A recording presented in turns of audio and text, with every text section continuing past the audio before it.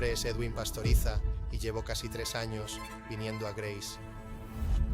Fue lento llegar a Grace. Mi esposa sintió el llamado primero, sentía que faltaba algo y sentíamos que solo vivíamos por inercia, no con propósito. Ella encontró Grace Family Church. El primer domingo vino sola, trajo a los niños, regresó a casa, completamente renovada. Se podía sentir que el Espíritu Santo se movía. Mi hija, quien es introvertida, que normalmente es tímida, estaba muy feliz y emocionada. Mi hijo, que era parte de The Zone, estaba emocionado por los nuevos amigos que había hecho. Y yo deseaba sentir lo mismo. Empezamos a asistir juntos como familia después. Vivir por inercia para mí es como una rutina básica, la vida diaria sin propósito. Siempre sentía que debía haber algo más que solo trabajar de 9 a 5, volver a casa y pasar por tu vida cotidiana sin nada adjunto, nada adicional. La progresión lenta terminó siendo sumergirnos por completo en lo que el Señor tenía para nosotros en Grace Family.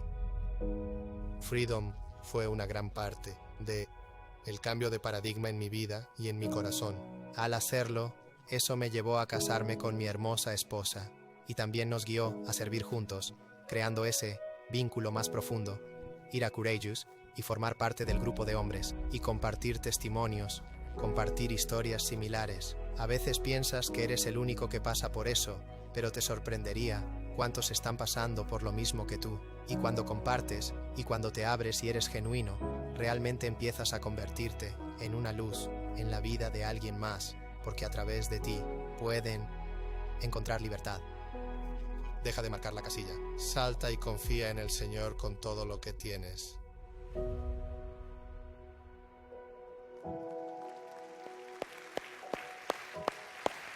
Absolutamente. Me encanta cuando las personas comparten sus testimonios porque primero nos anima a quienes seguimos a Dios, pero segundo, es un ejemplo para aquellos que buscan lo mismo. Eso ha sido increíble estas últimas semanas. Lo que hemos visto son solo los testimonios de aquellos que siguen a Dios y lo que Dios puede hacer cuando damos un pequeño paso adelante.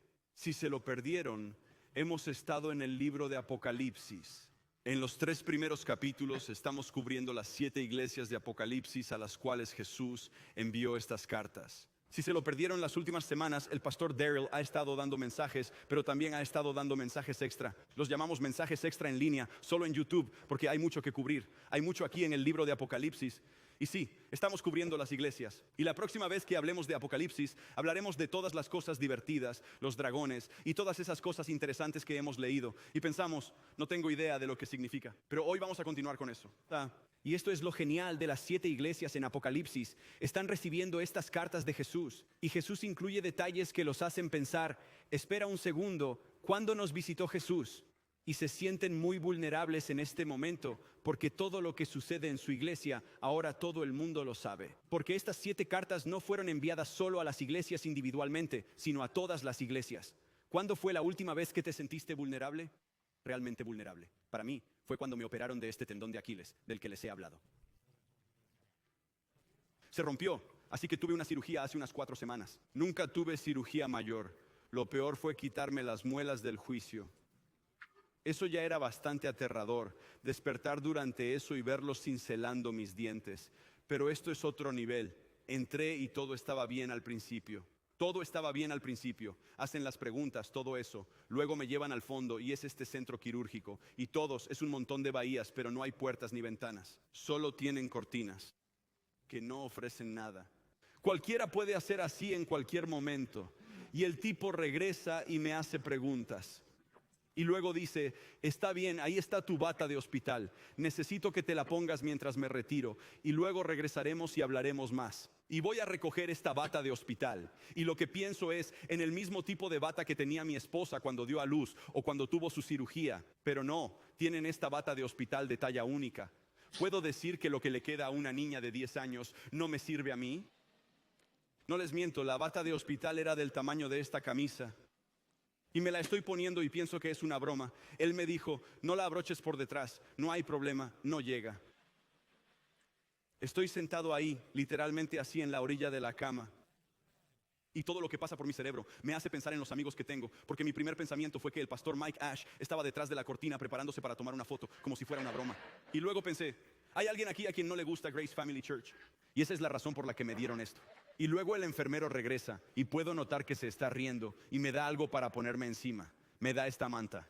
Dice, aquí, cubre tu dignidad. Y yo respondo, está bien. Así que me pongo esto y me meto en la cama y luego te dan los medicamentos. Y no recuerdo lo que dije, pero al parecer fue gracioso. Pero sé que a veces se reían conmigo y otras veces se reían de mí. Y por más que intento, no sé qué dije. Y solo recuerdo volver y luego poner la cosa. Y hay 3 hombres en esta habitación mientras te cubren el rostro para que ya no estés aquí y puedan reírse de ti. Y recuerdo que se reían histéricamente y no tengo idea de lo que dije. Y recuerdo que desperté de aquello y pensé, oh no. Realmente espero que nadie vaya a Grace Family Church en este sitio. No tengo idea de lo que sucedió.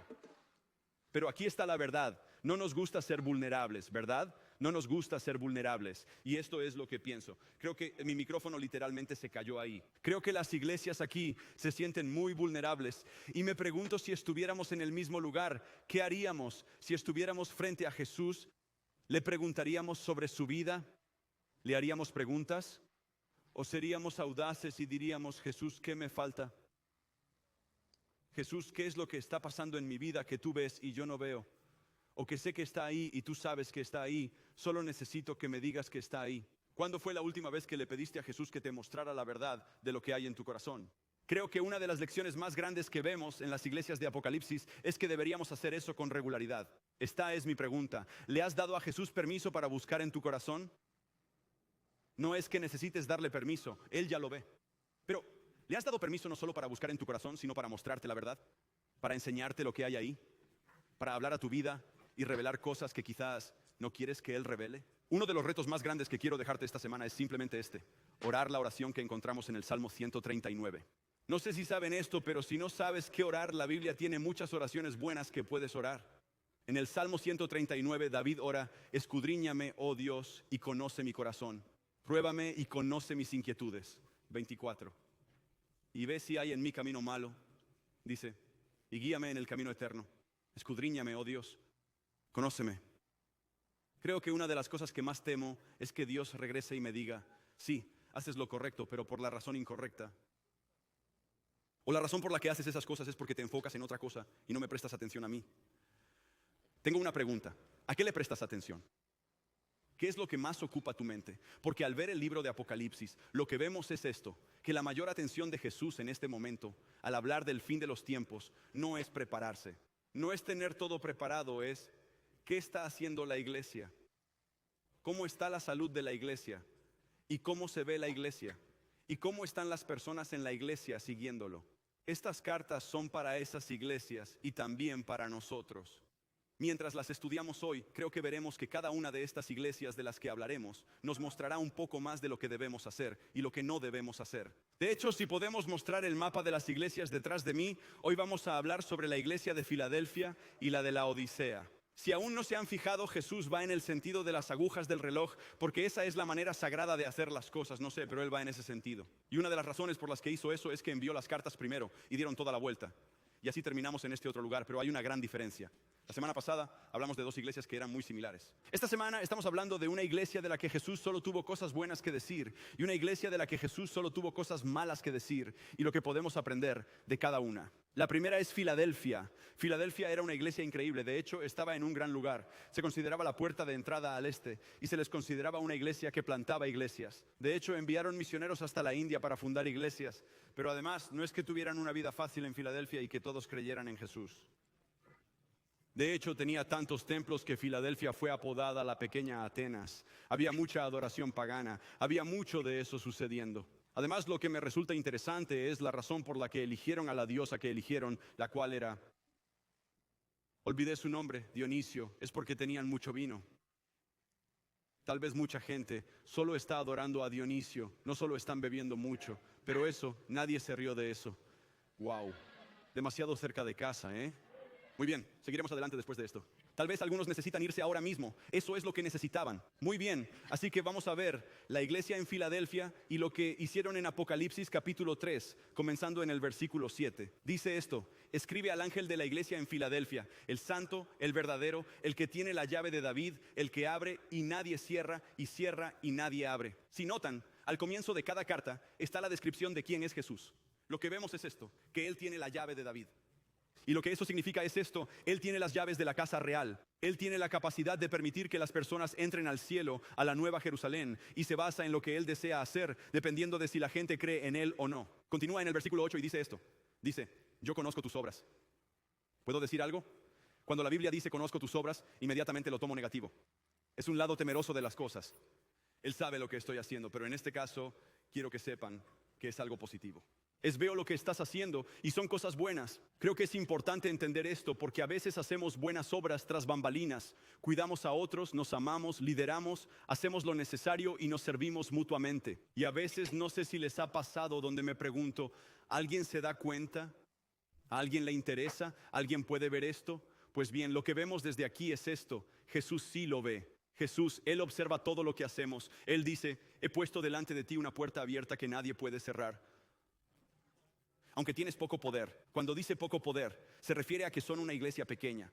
No tienen los recursos de otras iglesias. Dice: has guardado mi palabra y no has negado mi nombre. Él dice: por tanto, yo entregaré a aquellos de la sinagoga de Satanás que se dicen ser judíos y no lo son, sino que mienten. Yo haré que vengan y se postren a tus pies y sepan que yo te he amado. Sinagoga de Satanás. No sé sobre ustedes, pero hay muchas denominaciones. Están los bautistas, presbiterianos, todo eso.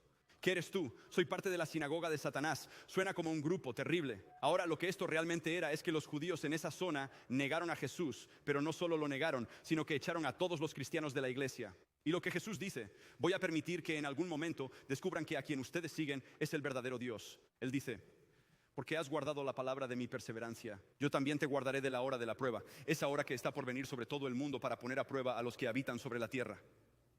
Esto es teología del fin de los tiempos, de la que no hablaremos hoy, pero sí en el podcast. Dice: vengo pronto, retén firme lo que tienes para que nadie tome tu corona. Al vencedor le haré una columna en el templo de mi Dios y nunca más saldrá de allí. Escribiré sobre él el nombre de mi Dios y el nombre de la ciudad de mi Dios, la nueva Jerusalén que desciende del cielo de mi Dios, y mi nombre nuevo. El que tiene oído, oiga lo que el Espíritu dice a las iglesias. Una de las cosas con las que quiero empezar es que en cada una de estas 7 cartas vemos una descripción de Jesús. Y creo que una de las razones principales es que necesitamos comprender quién es Él. No es malo verlo como el Jesús que vivió aquí. No es malo verlo como el carpintero. No es malo que lo veamos como el humano, pero también como la deidad que murió por nosotros en la cruz. Pero si solo lo vemos como el bebé Jesús de 8 libras y 5 onzas, perdemos el hecho de que ya no es solo un humano aquí, sino que reina en el cielo. Él posee el poder para hacer cosas. Tiene el poder para lograr que las cosas ocurran. Tiene el poder para moverse en nuestra iglesia y en cada una de nuestras vidas. Y la razón por la que necesitamos entender eso es simplemente esta: si tenemos una visión pequeña de Jesús, nuestros problemas parecerán más grandes. Y si tenemos una visión grande de Jesús, nuestros problemas parecerán más pequeños. Creo que Filadelfia tenía una gran visión de Jesús. Ahora no eran perfectos. Solo porque Jesús no los reprende por nada, no significa que nadie estuviera pecando. Esa no es la idea. Él no los reprende. No porque nadie esté pecando, sino porque tienen una devoción. Tienen un enfoque inquebrantable y siguen a Jesús. Son conocidos por ser fieles. Pero entiendan esto, iglesia: la fidelidad no es un desempeño impecable, es una devoción enfocada. Cuando alguien es fiel, no significa que haya hecho todo a la perfección. Ser fiel no significa que hice todo a la perfección. Significa que continúo avanzando hacia la meta correcta siempre. Es así. A menudo Dios nos llama a sus hijos. De la misma manera, con mis propios hijos, las cosas que más me impresionan y las que más alabo no son las cosas que empiezan y en las que son naturalmente buenos. Son las cosas que hacen en las que no son buenos. Las cosas que hacen en las que no van a acertar de inmediato. Son las cosas que hacen y siguen intentando hasta que lo logran. Siguen adelante hasta que llegan al final o hasta que aprueban la clase o lo que sea que hagan. ¿Por qué? Porque entonces sé que tienen ética de trabajo y lo necesario para seguir. Porque ven el premio al final. Lo que la iglesia en Filadelfia tenía aquí era una devoción centrada en Jesús. Y debido a eso, aunque las cosas no siempre iban bien, aunque había pecado en sus vidas, siguieron adelante, siguieron adelante. ¿En qué se enfoca Jesús? Sabemos que aquí en la tierra Él estaba enfocado en nosotros, en que pasemos la eternidad con Él. Además, en Apocalipsis vemos que se enfoca en la iglesia. Creo que una de las cosas importantes que podemos perder a veces como cristianos en la sociedad de hoy es la idea de que puedo amar a Jesús y no amar a la iglesia. Una forma de enfocarnos en Jesús es estar en la iglesia. Somos parte de la iglesia. Una de las cosas que debemos entender es que el vehículo para alcanzar al mundo, el vehículo para que seamos cuidados, amados y animados, es la iglesia. Entonces, si no amamos a la iglesia, lo que estamos haciendo es perder una parte del corazón de Dios. Jesús lo dijo así: no vine a ser servido, sino a servir a otros, en Mateo 20. Del mismo modo, sé esto: es que si afirmamos tener el corazón de Dios y estamos dedicados a Él y enfocados en Él, parte de eso es servirnos los unos a los otros. Parte de eso es servir en la iglesia. Parte de eso es ser parte de todo lo que sucede aquí. ¿Puedo decir esto? Cambia tu perspectiva cuando sirves en la iglesia. Siento que la negatividad viene de los que no sirven en la iglesia. Porque cuando no sirvo en la iglesia, todo es sobre mí. Cuando sirvo en la iglesia no significa que no vea cosas que están mal. No lo tenemos todo bien. Pero también veo todo lo que Dios está haciendo. Veo la forma en que Dios se mueve en la vida de otras personas. Veo lo que sucede cuando hago lo que Él me llamó a hacer. Eso en sí mismo me anima a seguir adelante. Cuando tengo una devoción a Dios, una devoción enfocada, estoy centrado en Él y también estoy centrado en las cosas que Él ama. En Hebreos 12, Pablo está hablando aquí y está hablando sobre la carrera que estamos corriendo. Él dice: por tanto, puesto que tenemos en derredor nuestro tan gran nube de testigos, habla de todos los que nos precedieron. Dice: despojémonos también de todo peso y del pecado que tan fácilmente nos envuelve y corramos con paciencia la carrera que tenemos por delante. Él dice: ¿cómo hacemos esto? Puestos los ojos en Jesús, el autor y consumador de la fe. ¿Qué hizo Él? Quien por el gozo puesto delante de Él soportó la cruz, despreciando la vergüenza, y se ha sentado a la diestra del trono de Dios. Dice: ¿cómo corremos la carrera? Nos enfocamos en Jesús. ¿Qué hizo Jesús? Él sirvió, Él nos cuidó. Solo con enfoque tenemos longevidad, ¿cierto? Es tan fácil mirar todo lo que sucede a nuestro alrededor y ver lo que Dios tiene para nosotros frente a nosotros. Mira, creo que muchas veces perdemos el enfoque porque tal vez no sentimos que tenemos lo necesario para hacer lo que se supone que debemos hacer. Eso es lo que amo de la iglesia de Filadelfia. Se consideraba una iglesia con poco poder. No digo que no tuviera el Espíritu Santo, digo que carecía de recursos, el tamaño, y es fácil decir en nuestras vidas: yo no soy el que puede hacer eso. Entonces, ¿por qué debería? Escuchen esto: el impacto duradero no se construye con poder, sino con perseverancia paciente. Con perseverancia, paciencia. Ellos continuaron incluso cuando era difícil. La iglesia en Filadelfia estaba rodeada de templos paganos. Además de eso, tenían la adoración al emperador que estaba ocurriendo. Les garantizo que para la iglesia en ese primer momento fueron perseguidos. Les garantizo que no podían comprar ni trabajar en ciertos sitios, hacer ciertas cosas. Hubiera sido más fácil, creo, como hoy. Hubiera sido mucho más fácil decir: ¿sabes qué? Voy a hacer un poco de esto de la iglesia, pero voy a traer las otras creencias conmigo. Y lo que terminamos teniendo es esta espiritualidad con la que el mundo está de acuerdo. Lo que terminamos teniendo es: tengo suficiente cristianismo para sentirme bien, pero no demasiado para hacer que otras personas se sientan incómodas. Solo lo suficiente de este cristianismo que me permite estar en la iglesia, pero no lo suficiente como para hacerme hacer algo difícil. Aquí está el problema con eso. Si Jesús no es el enfoque, lo perderemos de vista. ¿Y saben qué no tiene poder? La espiritualidad. De hecho, la semana pasada tuvimos un momento increíble. Si te lo perdiste, recomiendo volver y verlo, donde la gente subía al escenario y escribía las cosas que Dios les ayudó a superar, a dejar atrás. E incluso en nuestro último testimonio, que fue justo antes de esto, Edwin hablando sobre el poder de Jesús. Miren, nada de eso vino porque encontraron espiritualidad. Todo eso vino al decidir seguir a Jesús. Es una devoción enfocada. La iglesia en Filadelfia sabía lo que era más importante. Entendieron que no estaba definido solo por un momento en el tiempo. Era elegir seguir a Jesús día tras día, porque la vida no es fácil. Aquí está lo loco sobre la iglesia en Filadelfia. Duró más que cualquiera de las otras iglesias, de las 7. De hecho, duró 1200 años.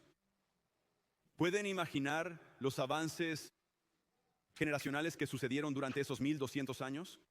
Las familias, el crecimiento, lo veo ahora en Grace. Tenemos más de 30 años y vamos hacia los 40. Conocemos gente que creció en Grace y ahora sus hijos crecen aquí. ¿Puedes imaginar 1200 años? El legado en eso. Y no es que lo tuvieran fácil. Estaban rodeados por un montón de religiones falsas. Además de eso, sabemos que hubo algunos terremotos que derribaron la iglesia y tuvieron que reconstruirla. No fue como si fuera fácil. Fue su enfoque lo que importaba. Estaban enfocados en Cristo. De hecho, la única razón por la que la iglesia terminó fue debido al control musulmán. En 1342, los musulmanes turcos acabaron con la iglesia. La única forma en que lo hicieron fue matándola. Es un pensamiento loco, ¿verdad? La única forma de destruir la iglesia era matando a los cristianos. Así es como entendían lo que más importaba. ¿Quién es Jesús? Y lo que hizo por nosotros. Chicos, esta es una iglesia increíble. Esta es la iglesia que queremos ser. Este es el tipo de fe que queremos tener. Porque ¿qué queremos en nuestra vida? Queremos legado. Queremos ver generaciones siguiéndolo a Él. La clave para eso. La clave no es tener lo que todos tienen. La clave para eso no es tener el mayor poder. La clave para eso es simplemente elegir cada día mantener tus ojos enfocados en Jesús. Enfocados en Jesús. Filadelfia es la iglesia que queremos ser.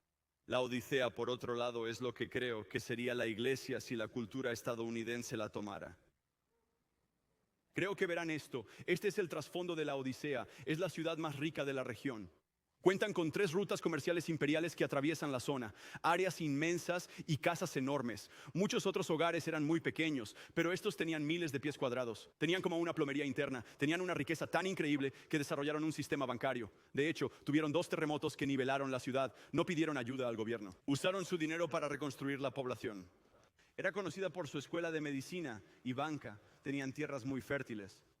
Eran la única área en la región que tenía esta oveja especial, que tenía lana negra, que creaba ropa increíble. Además, tenían 2 teatros principales. Un teatro tenía capacidad para más de 12,000 personas, otro para más de 8,000, así que lo tenían todo. Tenían entretenimiento. Además, tenían toneladas de templos. Zeus era su dios principal. Eran increíblemente politeístas en eso y tenían dinero. Si fueras a mirar a esta iglesia tenía dinero, tenía tamaño, tenía influencia. Tenían la capacidad de difundir el evangelio, pero por alguna razón no lo hicieron. Porque al contrario que Filadelfia, se enfocaban en otras cosas, no en Dios. Creo que es el enfoque que podemos perder tan a menudo aquí en Estados Unidos.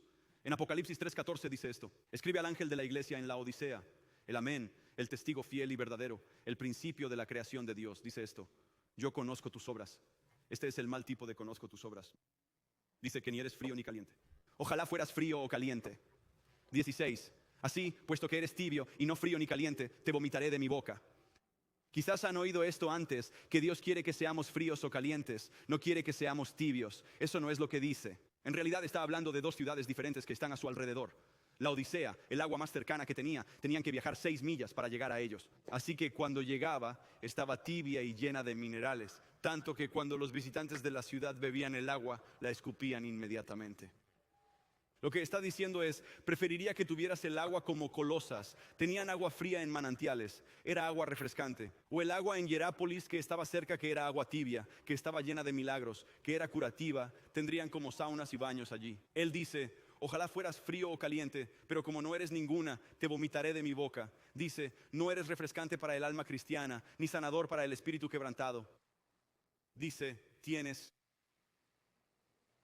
bolsillos llenos, pero corazones vacíos. Porque básicamente estás diciendo que lo que haces no tiene ningún valor. Porque dices, soy rico, me he enriquecido y de nada tengo necesidad. No sabes que eres un miserable y digno de lástima, y pobre, ciego y desnudo. Esto les habría impactado mucho, porque piensan, un momento, nosotros somos los ricos. Como muchos de ellos no solo tenían casas de varios miles de pies cuadrados, sino también casas de verano y de invierno. Eran personas que tenían varias esposas a las que podían mantener. Tenían baños que nunca antes habían tenido. Tenían atención médica que no tenían antes. Y además, probablemente tenían llantas chapadas en oro. Eran ricos. Eran ricos. Y Dios dice aquí, eres miserable, digno de lástima, estás desnudo. Él dice, te aconsejo que de mí compres oro refinado por fuego para que te hagas rico, y vestiduras blancas para que te vistas y no se manifieste la vergüenza de tu desnudez, y colirio para ungir tus ojos y que puedas ver. Vemos esto y pensamos que es solo una metáfora, pero Jesús le habla directamente a la ciudad, porque las tres cosas que más les importaban eran su riqueza y su estructura bancaria. Además de eso, sus prendas que tenían, la industria textil que provenía de las ovejas que criaban. Y además de eso, también tenían un centro médico que producía un ungüento para los ojos, que se consideraba revolucionario, que se enviaba por todo el imperio. Lo que Jesús está diciendo, Él dice, sé que tienes toda esta riqueza en estos centros bancarios, pero estás espiritualmente en bancarrota. Dice, sé que tienen ropa hermosa, pero están espiritualmente desnudos. Sé que tienen este centro médico que cura tantas cosas, pero están espiritualmente ciegos. Él dice, yo reprendo y disciplino a todos los que amo. Sé pues celoso y arrepiéntete. Él dice, yo estoy a la puerta y llamo. Si alguien oye mi voz y abre la puerta, entraré a él y cenaré con él y él conmigo. Quizás han oído este versículo antes, hablando de la salvación, sobre cómo Jesús espera a la puerta a que lo dejes entrar. Aunque eso es cierto, Jesús está persiguiendo a cada uno de nosotros y está esperando ese momento. Este versículo específicamente tiene que ver con la iglesia allí. Y lo que Jesús dice en este momento es, oigan, estoy a la puerta llamando. ¿Cómo era la puerta en Filadelfia? Estaba abierta de par en par. Dice, ustedes cerraron la puerta. Están haciendo iglesia sin mí. ¿Saben que es posible hacer las cosas de Jesús sin Jesús? Es un pensamiento aterrador, ¿cierto? Porque es fácil simplemente hacer las cosas. Y la idea de que estoy haciendo las cosas de Jesús sin Jesús. Él dice que esta iglesia por sí misma me cerró la puerta. Dice, al vencedor le concederé sentarse conmigo en mi trono, como yo también vencí y me senté con mi Padre en su trono. El que tiene oído. Oiga, lo que el Espíritu dice a las iglesias. Creo que esta es una iglesia estadounidense. Porque tenemos opulencia, ¿cierto? Incluso aquellos, no sé si lo saben, pero los que estamos en el umbral de la pobreza, en muchos otros países seríamos considerados ricos. Tenemos eso. Tenemos centros médicos y gente haciendo descubrimientos increíbles. Oigo hablar de ellos todo el tiempo, ¿verdad? Ven la televisión y no pueden evitar ver cosas que han sido creadas para curar cualquier cosa que tengan. Y tienen todos estos efectos secundarios. Una vez, uno de los efectos secundarios era la muerte. Y yo pienso, ¿vale la pena? Y estamos muy orgullosos de ello. Tenemos todas estas cosas. Tenemos entretenimiento. Tenemos todo a nuestro alrededor. Y esto es lo que digo. Es muy fácil mirar tus circunstancias y decir, Dios es bueno conmigo.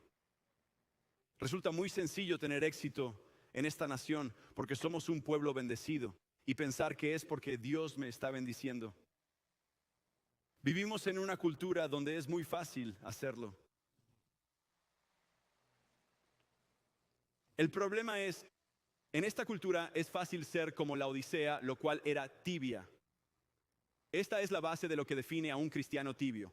A un cristiano tibio le preocupa más su comodidad que su utilidad. Les importa más la comodidad que la utilidad.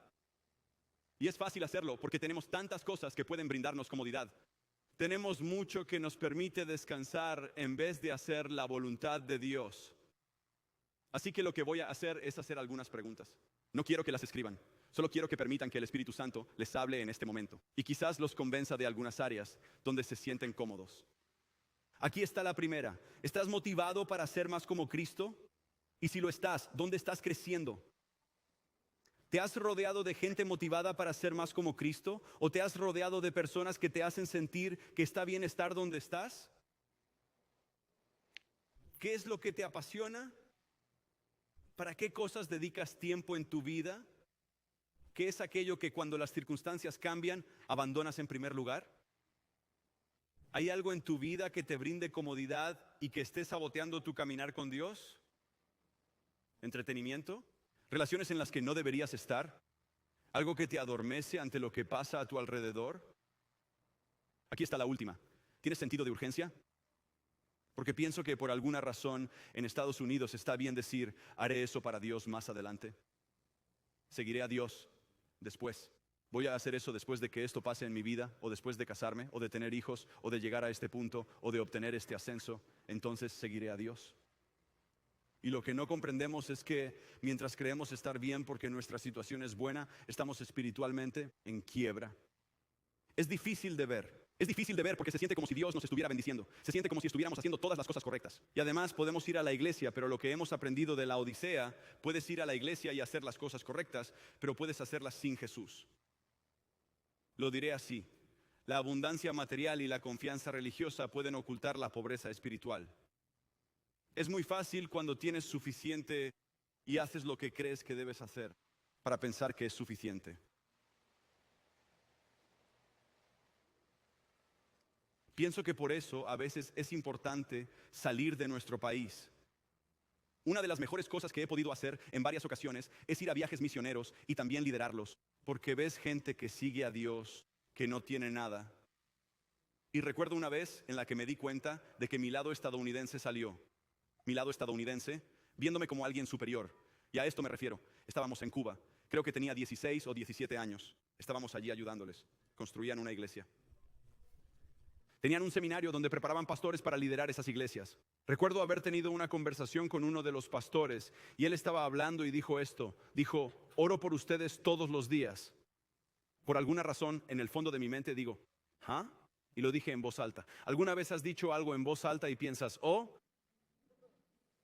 Dije, ¿por qué orar por nosotros? Estamos bien, oro por ustedes todo el tiempo. Por suerte mi papá no estaba, porque me habría movido a la fuerza. Pero recuerdo que el pastor fue muy amable. Solo sonrió un poco ante mí. Dijo, no entiendes, tienes tantas cosas que te distraen de Dios. Tienes tantas cosas para distraerte de Jesús. Es fácil cuando tenemos cosas pensar que lo tenemos todo bajo control. Y es fácil cuando solo hacemos lo que creemos que son las cosas correctas, pensar que lo tenemos todo bajo control. Jesús hablaba de esto en el libro de Lucas. Hablaba de dos personas, un fariseo, un líder religioso y un recaudador de impuestos, el peor de los peores. De hecho, verán en la Biblia que Jesús se juntaba con pecadores notorios y recaudadores de impuestos. Están al mismo nivel. Hoy amamos a los recaudadores, pero antes no los querían. En Lucas 18 vemos esta parábola. En el versículo 9 dijo también Jesús esta parábola a unos que confiaban en sí mismos como justos y despreciaban a los demás. Dos hombres subieron al templo a orar. Uno era fariseo y el otro recaudador de impuestos. El fariseo, puesto en pie, oraba para sí de esta manera: Dios, te doy gracias porque no soy como los demás hombres, estafadores, injustos, adúlteros, ni aún como este recaudador de impuestos. Puedo verlo señalando al hombre. Él dice, yo ayuno 2 veces por semana, doy el diezmo de todo lo que gano. Es por eso, él dice, pero el recaudador de impuestos, de pie y a cierta distancia, no quería ni siquiera alzar los ojos al cielo, sino que se golpeaba el pecho diciendo, Dios, ten piedad de mí, pecador. Les digo, Jesús habla, que éste descendió a su casa justificado, pero aquel no. Porque todo el que se engrandece será humillado, pero el que se humilla será engrandecido. Miren, lo que tenemos que hacer es lo que dije al principio. Debemos pedir a Jesús que vea nuestro corazón. Debemos pedirle, Dios, examina mi corazón, mis pensamientos y mis caminos. La razón es porque es muy fácil pensar que lo tenemos todo bajo control. Pero puedo contarles una de las mejores formas en que Jesús hace eso. No es solo hablando en oración o en la Biblia. Una de las mejores maneras que nos habla es a través de otras personas y comunidad. Iglesia, hay una razón por la que hablamos de grupos todo el tiempo. Algunos piensan, ¿cuándo pararemos de hablar de grupos? Sé que ocurre cada semestre. Hablamos de ello todo el tiempo porque lo necesitamos. Necesitamos a otras personas. De hecho, diré esto, la razón por la que estás en el mismo lugar en el que estabas el año pasado, la razón por la que sigues en el mismo círculo con Dios una y otra vez, la razón por la que sigues cometiendo el mismo pecado, probablemente se deba a que estás rodeado de la gente equivocada o no haces las preguntas correctas. Estás rodeado de la gente equivocada.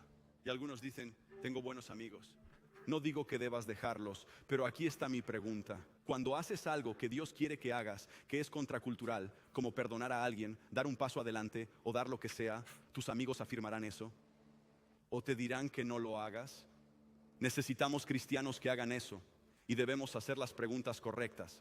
Necesitamos hacer las preguntas que tememos. Necesitamos hacer preguntas nuevas. Diré esto, algunos tienen los amigos correctos, solo temen preguntar, ellos lo esperan. Están listos, lo saben, lo ven. Pero debemos elegir hacerlo. Esto es una locura. Los que están en negocios es igual, ¿no? Cuando las cosas no van bien, ¿qué haces? Cambias a la gente y haces preguntas distintas. En la vida es igual. Caminar con Jesús también. Necesitamos a la gente correcta y preguntar lo correcto. ¿Por qué? Para que podamos ser lo suficientemente vulnerables, para ver qué está mal, para que podamos dar un paso adelante con Jesús. ¿Por qué? Porque cuando hacemos un cambio en nuestro corazón, eso conduce a un cambio en nuestra vida. Un cambio de dirección. un legado diferente que sucede paso a paso. Iglesia, escúchenme, no sé dónde están. No sé si llevan 20 años o 20 minutos de cristianos. No sé si han seguido a Dios con fuerza o si dicen, vuelvo a empezar. Aquí está la gran cosa acerca de nuestro Jesús. Él nunca se rinde con nosotros. Jesús sigue llamando a la puerta. No ha parado. No has hecho nada para que Él diga, ya basta. Él sigue llamando a la puerta. La pregunta es, ¿abrirás la puerta? ¿Abrirás la puerta? Permitirle entrar. Porque al hacerlo, podemos dar un paso adelante. Pero para avanzar, debemos dejar de orar oraciones simples, donde decimos, lo siento, pero no cambiamos nada. Miren, Dios nos llama a arrepentirnos. Arrepentirse es admitir que estoy equivocado, pero luego giro en otra dirección. Y una de las otras cosas que hago es rodearme de las personas correctas que me permiten seguir yendo en esa dirección. Soy vulnerable. Y en esa vulnerabilidad, lo que sucede es que conduce a la libertad, conduce a un mayor acceso al poder que Dios tiene para mí, conduce a un legado mayor. Mi desafío hoy es, no sé cuál es tu siguiente paso. Quizás necesitas empezar a servir. Quizás necesites comunidad, quizás necesites pasar al frente al final del servicio y recibir oración. No quiero que digas una oración simple, Dios, sabes lo que hice, y te vayas pensando que todo está bien. No te vayas igual.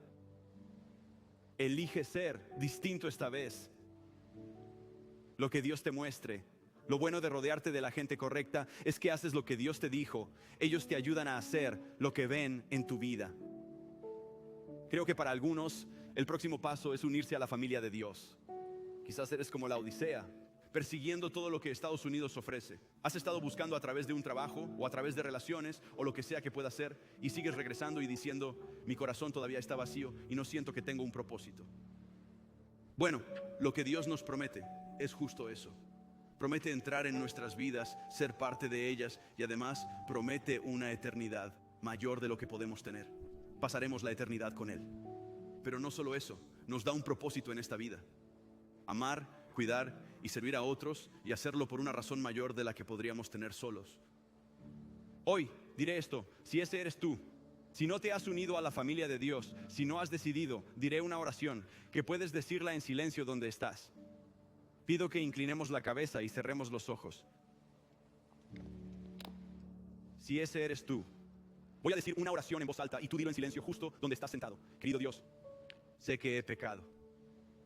Por favor, perdóname. Creo en tu Hijo Jesús, que Él vivió, que Él murió y que resucitó. Hoy entrego mi vida a ti. Hoy agradezco que me aceptes en su familia. Y es en el nombre de Jesús que oro. Amén. ¿Podemos dar un fuerte aplauso a los que tomaron esa decisión por primera vez? De hecho, si tomaste esa decisión, esto es lo que quiero que hagas. En el bolsillo del asiento frente a usted hay una tarjeta que dice Dios tiene el control. Al reverso hay un espacio para su nombre y su número de teléfono. Quiero pedirles a llenarla, y esta es la razón. Nos importan, los amamos y queremos que la iglesia los apoye. Queremos que la llenen para ayudarles a ser más parte de la iglesia. Al terminar el servicio puede entregarla al equipo de oración, o habrá un ujier en la parte trasera de cada local con un recipiente para que la deposite. Pero ahora haré lo siguiente. Le pido a su pastor que venga a cerrar el servicio.